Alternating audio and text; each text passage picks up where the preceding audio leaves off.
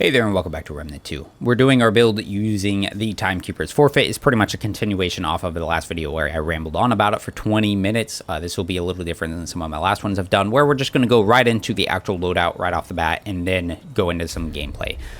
This will be done on Apocalypse, so you get to see how it does there. Not necessarily that it is an Apocalypse style build, but I want you to see how it does on the hardest difficulty so you know how it's going to perform and then know it's going to be better on the lower difficulties. Now, the star of the show is going to be the Timekeeper's Forfeit. Increase our status effect damage by 50%, but then when we apply it to an enemy, also applies it to us. Now, I'm choosing to combine that with the Ritualist and the Alchemist. Ritualist is going to reduce that damage that we take. It's also just going to work so much better for our status builds because that's what this is with Miasma. Alchemist, main reason we're choosing this is to use the Stone Mist. That will make us immune to any blights or status effects on us, so we can neutralize the effects that we're putting onto us and prevent them from getting applied. Now, to combo with that, we are using the Reaping Stone, so as things get removed, we are then immune to elemental status effects and we gain more lifesteal. So that's kind of what I was going for here. I like the overall setup. It's pretty fun. I am using the Red Ring of Death because I have some pretty hard-hitting status effects and I'm only focusing on fire and corrosion, so I'm not too worried about things getting split too heavily or anything like that. Overall, it's doing a lot of damage for us, so Red Ring of Death it is. I do have on the Berserker's Crest. The reason is because my main status effect that I want to apply is from Smolder, which requires a charged melee attack, and I want it to cost less stamina. I want it to come out faster, so Berserker's Crest it is. Ultimately, I could work without it, so I could swap this out for more damage or more survivability, more utility if I really need it to be. And last but not least is the Hardcore Metal Band, so as we take damage, we gain stacks of Bulwark.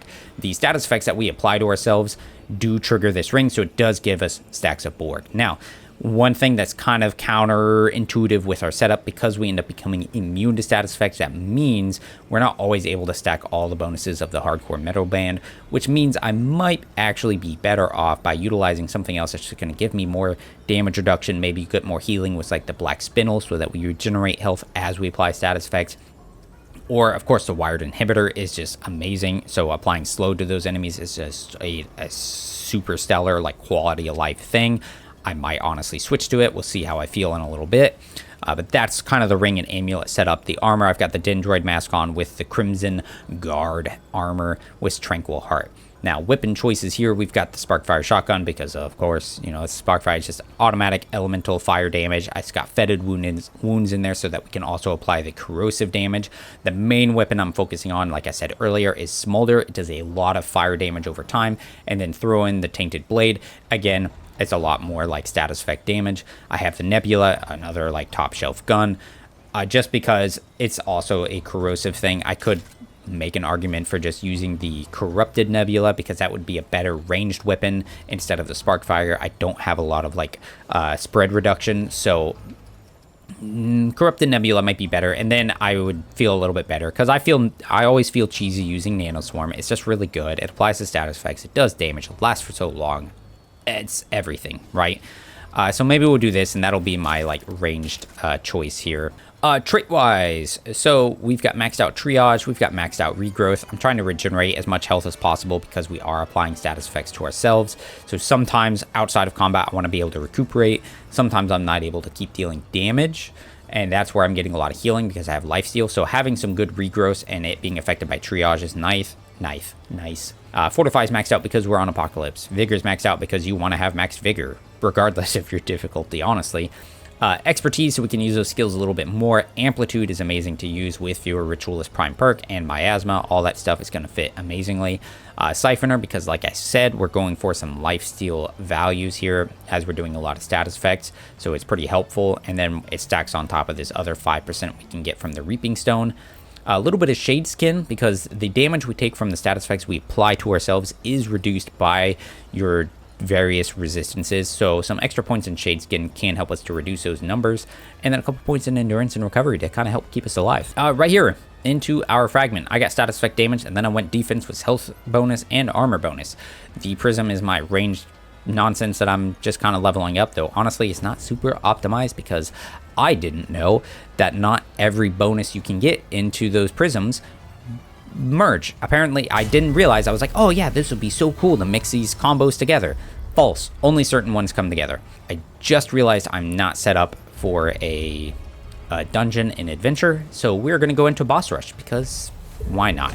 All right, starting with Narud. Now, with some of the flying enemies and certain bosses, obviously Smolder's not going to be super amazing, which is partly why we have the elemental damage gun. So here we go. Is a nice ranged guy who's, of course, messing us up. And then your status effects are just going to do their standard thing where they just start messing everybody up for you and clearing all the ads. Now, for your elites, that's where you really need the... I can't believe I got hit by that. Oh, it's because he's got a ghost. It's not the same effect. Oh, it's a big slow effect. Dodging? Oh, come on. Let me hit the dude. What a jerk. Whoop. All right, you know what? We're just going to hit them with this. And then we're going to drop this. Yeah, so... Man, what was I going to say? Yeah, so obviously, not all the enemies, like flying ghosts, flying robots and stuff, using melee weapons, pretty hard to use, right, for the Smolder. Even though Smolder is going to do a lot of damage for us. So if I can actually hit somebody with it, then you can see how much damage value it's going to do. Did he possess him? Let me hit you. Bam. There we go. Double 88's 141. Now, sometimes the Red Ring of Death will actually split our Smolder's fire damage, which is really what we want, because that turns it into 2 stacks of 140 damage. That's a lot of damage, dude. Oh, we got Reaping Stone active. We can use our Miasma.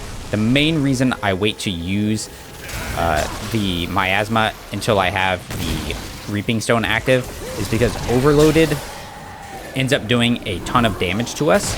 So we want to make sure that we aren't getting affected by it. Even though our other elemental status effects can do like very little damage because of our bonuses and everything, Overloaded is really weird with the Timekeeper's Forfeit. So I like to wait until I have Reaping Stone active so that I don't accidentally apply Overloaded to myself and really mess myself up. So that's my thought process with that. I want to see something. Hold on. If I take off the Red Ring of Death and then put it back on now, I wonder if what it chooses for the Smolder sword to apply and duplicate, I wonder if it's determined by like which one got applied first or more recently between the Fetid Wounds mutator and the what's it called? So that did the 2 stacks of corrosion. We're just gonna hit this. Whoop. And then in. Yeah, I mean, they're status effects, dude. Like, you can do a lot of status effect damage. I need to... Oh, that worked out nicely. I get some extra stacks up here. Oh, I didn't see it. Now, we have a lot of damage reduction. With the 3 stacks of bulwark going on, that puts us at 57% damage reduction at a medium roll with our armor set. So, like, it's pretty solid. Like, we're pretty well set to go. And then we just kind of dodge around him. Oh, no. Got him. Yeah. I mean, it's... Uh-oh, messed that up. I mean, it's pretty much like anytime you're going to do a status effect build against enemies, right? Is you're going to apply your statuses and then just take your time and play defensively while the statuses actually do the damage. I was a little bit early on that neutral dodge. There we go. I do have Witchfire on. I don't really use it very much. There's occasionally I will use it on like hallways depending on the enemies that I'm fighting. Hit him. Neutral dodge. That works out nicely. So maybe I can hit him here. Oop.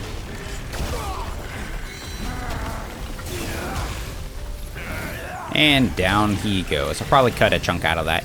It didn't take me that long, but honestly, like, there's not much more to talk about, like, how you're doing the fight, right? Like, you're just apply the status effects and dodge and stuff. We've got a lot of survivability between health regen, lifesteal, and then good damage reduction because we get stacks of bulwark. And when we're using the Stone Mist, that adds even more damage reduction and stagger resistance, stagger resistance can be a really clutch thing to have. So between all that, like, we're very durable right now. And I mean, granted, you know, the boss rush, you know, things are kind of tuned down at the beginning, which is really weird to me that it does that. And then it ramps up. I kind of wish, like, I guess I don't really understand why they have it start low and then build up high. Because to me, it's like, I'm on Apocalypse, let's just make it really difficult, right? And you can see, like, how much damage that Smolder's, like, damage effect is gonna do. Owie. Let's just hit you there, I guess. Thanks. guys. Here comes our elite. Let's just use this. And then we can just sit here and we can kind of trade with them. And because we have the Berserker's Crest, guess what? We can just sit there and trade, and the stamina cost is reduced, which means we can kind of keep just spitting out the charged melee attacks, applying burning, corrosion, and the melee damage is going to be increased because of how the because of Tainted Blade thing, where it increases the melee damage based on how much is on them, corrosive stacks. We got the repeat stone active, so we were able to hit him with that. Oh no! What are you gonna do? Whoop. Oh, I was way early on that. Chop. Chop. Down he goes. Yep. It's a status effect build. What do you want it? What do you want? Like, what more do you want, right? It's pretty self-explanatory. Timekeeper's Jewel does make those values a lot better, especially when you get your big number values, like the Smolder doing as much damage as it does. This is Magister Dulaine, which means she's immune to corrosive. All right, so here's the thing. Tainted Blade is now useless. Put on Stormbringer. Stormbringer is going to lower the resistances. Good for us. Empathy. Too bad for you. I don't care. Drop that. We're actually going to use the Stone Skin now, followed by this. Because with Witchfire, we're not going to be... It's going to take a long time before the status effect is cleansed, because it's constantly applying things. So, yeah, you know. Oh, whoop. Chop. Down they go. Let's hit it again. If I was really trying to, like, do... Oh, my God. I forgot I don't have kinship, so my Witchfire is going to murder me. So I have to be very careful. I forgot about that. My bad. I get so used to just automatically having kinship anytime I'm using things that can hurt me that I just kind of assumed I had it. I did not have it. Whoop. Reaping Stone is active. Here is Miasma. Boom. All right. And we apply this. Whoop. Oh, I forgot how much wide swing around that has.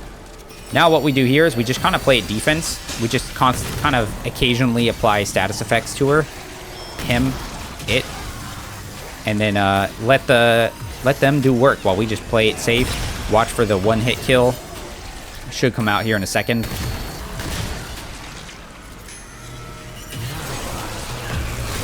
Ooh. Oh, yep, see, we got a overloaded applied to herself because I was too slow on activating things. She's got bleed on her, so we can actually use our relic and not be, like, completely heal her up, which is good. We do want to try and weave in melee attacks here because that's going to increase the damage she takes because it's lowering her resistances. So it is helpful to make sure you're doing that if you're going to use like a Stormbringer mutator. Ooh, see, good thing we have as much damage reduction as we do because we would have died otherwise, right? Let's get this going. I want the fire to end so that I can apply the miasma. There it goes. Bam. And now we're good to go. I mean, we've got this in the bag. I'm not too worried about it. We had a couple little mess ups with the lack of kinship and Witchfire going on, but we'll be okay. Can you die? Hooray. Ooh, who we're gonna fight here? Is it gonna be Phelan, Feyrin? I wonder who this is gonna be. Hey guys. Gotcha. Oh no. Scary guys. I did the double fire that time. So if I play Tainted Blade after Red Ring of Death, then it seems to duplicate the fire. Do it that way. The fires on Smolder is going to do more damage than Tainted Blade. So, yeah, you want the Smolder fire to be duplicated because it's a lot. It's a lot. All right, now we got an Aberrant. All right. That's cool, that's cool. I said it was one of these. Pow.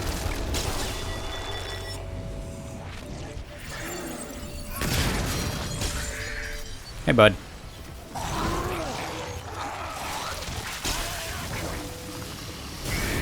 There we go. Ooh, oh, man, I forget just how slow those swings are. Uh-oh. Uh-oh. Yeah, what do you have to say about that? Yeah.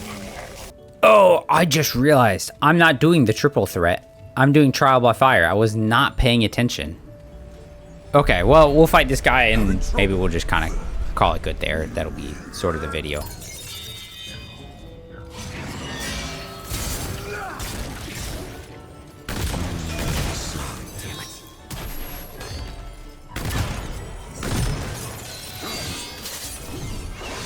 Oh, I messed it up. That's okay.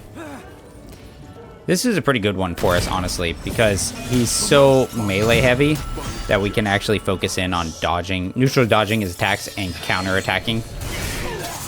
Though you gotta be careful because like that one, I thought maybe I would have time to do an attack and I was wrong.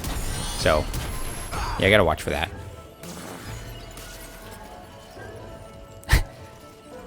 I like this little bit of Zelda music that's playing. It's like kind of chill and zen while I'm in this like fight. It's really different without the dramatic music playing, right? Like this feels kind of weird.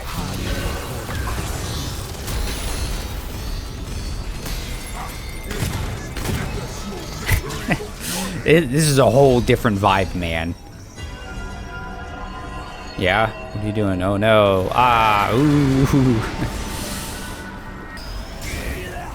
This is one bad part fighting this guy with like a status build.